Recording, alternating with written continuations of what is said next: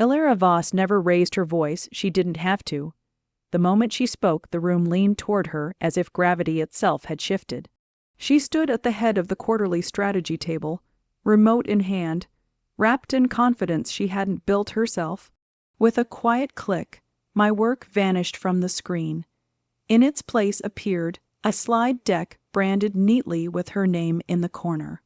I remained standing, not by choice, but because no one had told me to sit. I was the lead systems architect, the one responsible for the logic no one liked explaining. I built frameworks that didn't impress on slides, but determined whether a company expanded or collapsed under its own weight. Elara was the CEO daughter, recently positioned as Director of Innovation. She was fluent in timing, optics, and the language executives loved. When she spoke, people listened. When I built, people forgot. As she moved through the presentation, my chest tightened. The structure was familiar, too familiar, assumptions I had stress-tested for months, dependencies I had warned were unstable, a framework I mapped alone after everyone else went home. She didn't explain any of it. She didn't need to. The investors nodded anyway. Applause followed real applause, chairs shifted, smiles spread across the room. I looked toward the CEO, waiting for a correction, a pause, anything. He never looked back. Silence can be louder than betrayal. Going forward, Elara said, glancing briefly in my direction, ownership will be consolidated under my team. Her tone softened, almost generous. You won't need to stay involved. There it was, clean, efficient, final. After the meeting, someone from operations approached me with a rehearsed comm and a checklist. Access credentials, system keys, repository permissions, everything by end of day. No accusations, no explanations. Just process. I nodded. I didn't argue. Arguing would have meant they still needed me to explain something. At my desk, I packed slowly. Not personal items, those never mattered. I packed habits, notes I never uploaded. Decision paths that lived only in my head. I removed nothing from the system. I sabotaged nothing. I simply stopped being available. At the security desk, I placed one access badge on the counter, just one. They assumed it meant surrender. They never asked what else I'd kept. Moments like that sit heavy.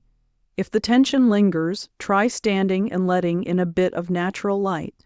Sometimes that's enough to reset without breaking focus. If this story resonates with you, stay with me.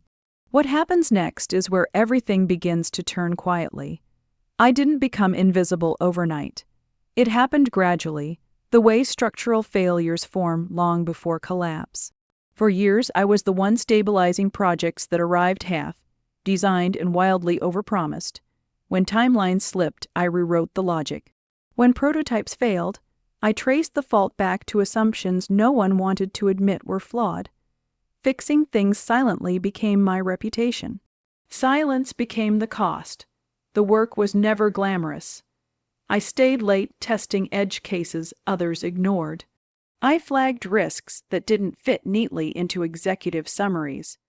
More than once, I stopped launches that would have imploded within weeks.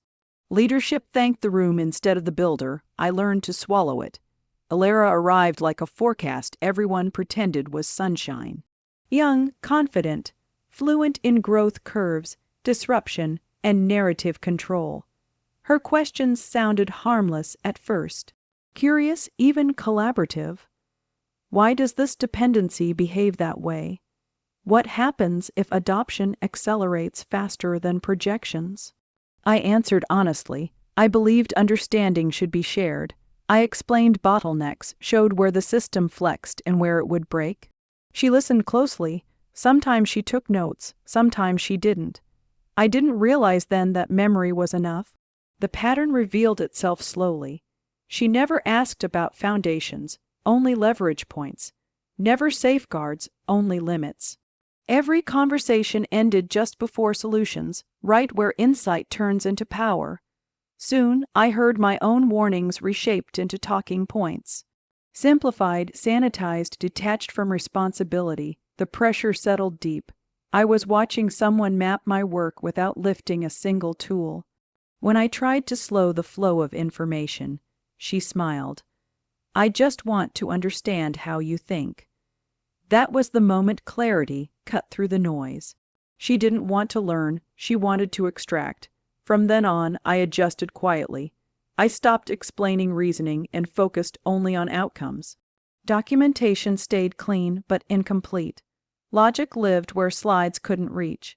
Meetings became performances. And I stopped feeding the script.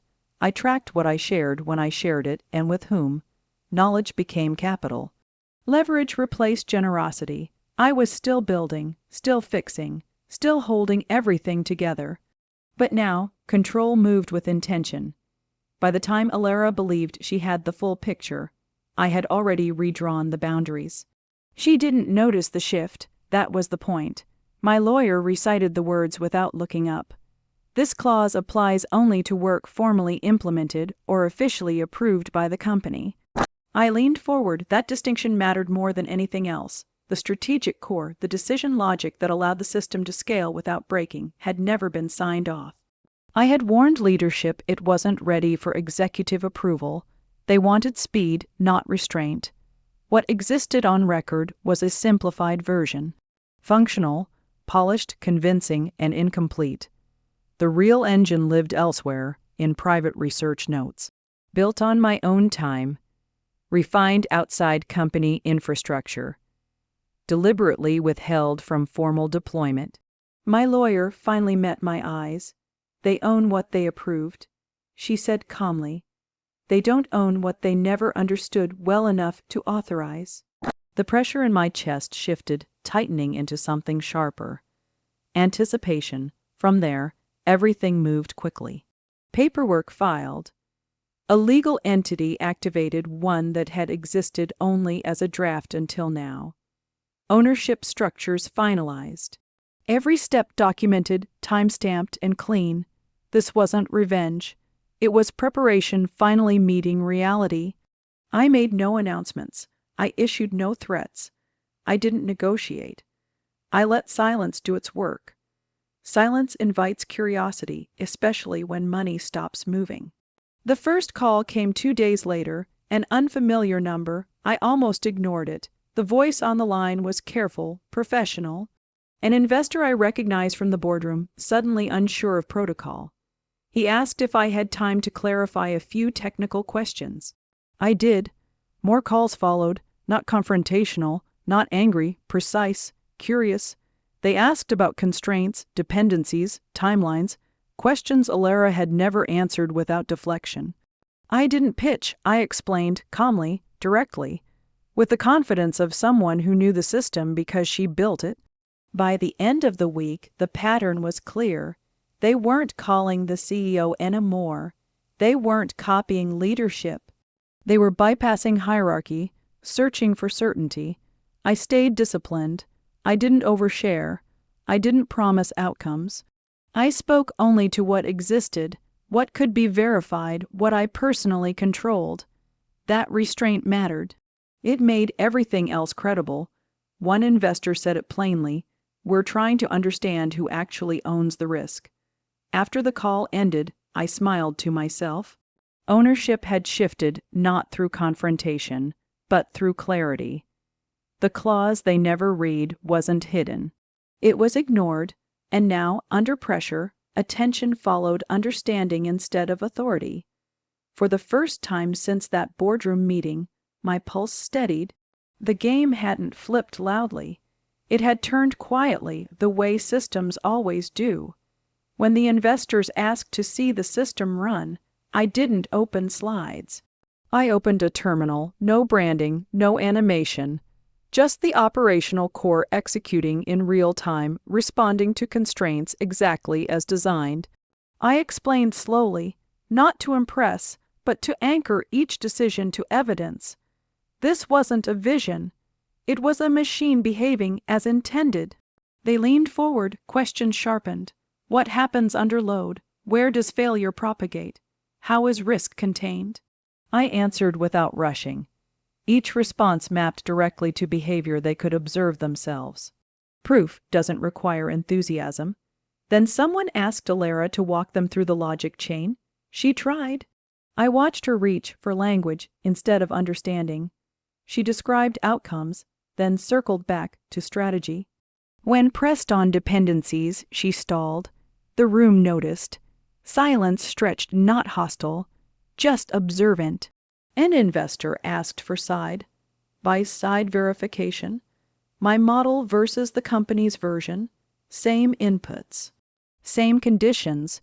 The results diverged immediately. Mine stabilized. Theirs drifted, compensating blindly until internal limits triggered a halt. No drama, just math. Elara blamed configuration, then data, then timing. Each explanation collapsed under the next question. I stayed quiet. This part didn't need commentary. The atmosphere cooled as credibility shifted. Pens moved. Screens filled with notes. The investors weren't angry. They were recalculating. Then one of them spoke, almost casually. He suggested pausing negotiations until ownership and authorship could be clarified, not canceled. Paused, the most dangerous word in finance. Elara looked at me, then, searching for rescue. I didn't meet her eyes. A lesson settled in my chest. Credit follows clarity, not confidence, always has. The meeting ended without ceremony. Handshakes brief, promises vague. Outside, the city moved as usual, unaware a deal had just lost its center of gravity. As I walked away, satisfaction came in fragments, not joy, not revenge, alignment. Truth had met scrutiny and held. I didn't win anything that day. I simply stopped being invisible. And once proof enters a room, it doesn't need permission to stay. From time to time, news reached me from a distance. Restructuring continued. Leadership shifted. Old rules were replaced with new ones. None of it required my involvement. Justice had already finished its work, not by punishing individuals, but by removing reliance on the wrong structures. Ownership changes how you see time. When something truly belongs to you, you stop rushing it. You protect it. You allow it to prove itself. That patience compounds. For anyone listening who has carried more responsibility than their title ever acknowledged, this is what I learned. The loudest voices rarely build systems. They borrow them until the builder steps away. And when that happens, nothing collapses out of bitterness. It simply reveals what was real all along. I didn't seek revenge. I accepted responsibility. In the end, that was enough. Justice doesn't always arrive with drama. Sometimes it looks like a quiet room, a steady plan, and the freedom to move forward without asking permission ever again. That kind of ending lasts longer than anger ever could. I didn't feel powerful when I walked away. I felt small, uncertain, painfully aware of how much of myself I had poured into something that was never truly mine. But step by step, I learned something essential. Dignity isn't granted by titles, applause, or approval. It's built the same way strong systems are built, patiently, deliberately, with boundaries that protect what matters. What stayed with me wasn't the confrontation, it was the calm that followed. The moment I stopped trying to prove myself, I could finally hear my own judgment again. That's where freedom began, not loudly, not dramatically, just steady, human, and real. If you've ever been the one holding everything together while being told you were replaceable, you're not weak for feeling hurt. You're human, and that hurt can become clarity if you let it. If you're still here with me, consider staying until the end of this story. Do one small thing for yourself. Straighten the papers on your desk or tidy one corner of the room. Order in small spaces often brings calm where we least expect it. Where are you listening from right now? If this story resonated with you, share your thoughts in the comments, or simply say where you're watching from. A like or share helps this reach others who might need it. And subscribing means we can keep having these quiet, honest conversations together.